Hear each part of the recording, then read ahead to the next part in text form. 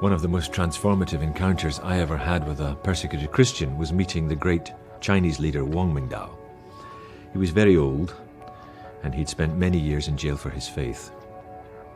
And I was wondering how to relate to him.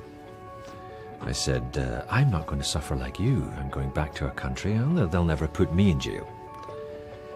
So he thought about this, and then he began to ask me lots of questions. He said, when you go back to your country, how many articles do you have to write in the first month?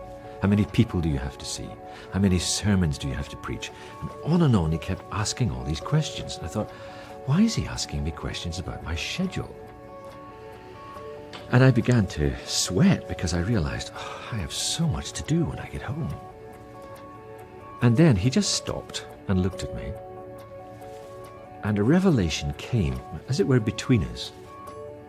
And I thought, I need to build myself a cell. And I said it out loud to him, and he said, that's it. It will be harder for you. I was pushed into a cell.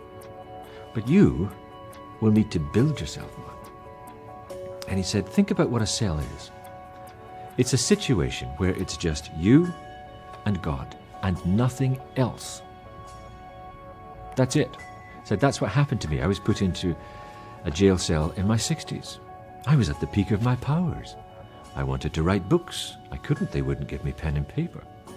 I wanted to study my Bible and write lots of sermons. I couldn't. They wouldn't give me a Bible. I wanted to go around the country and hold campaigns. I couldn't do anything. None of that was available to me. I just had to sit in the cell and get to know Jesus Christ.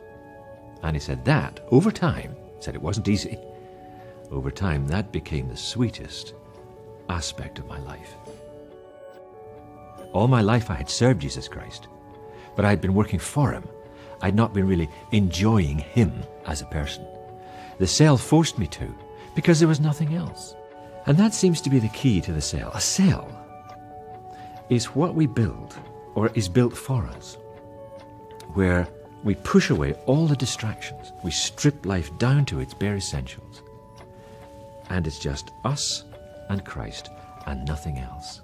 As he was talking, I realized that that's really what persecution does. It's one of the great spiritual secrets of persecution. Not that persecution is great in itself, it's what it brings about. It simplifies life. It strips life down to a situation where it's you and Christ and no distractions.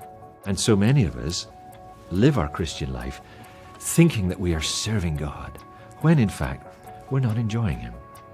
We're not doing the one thing needful. We haven't stepped into the cell where I must go, where I can focus purely on Christ and no one else.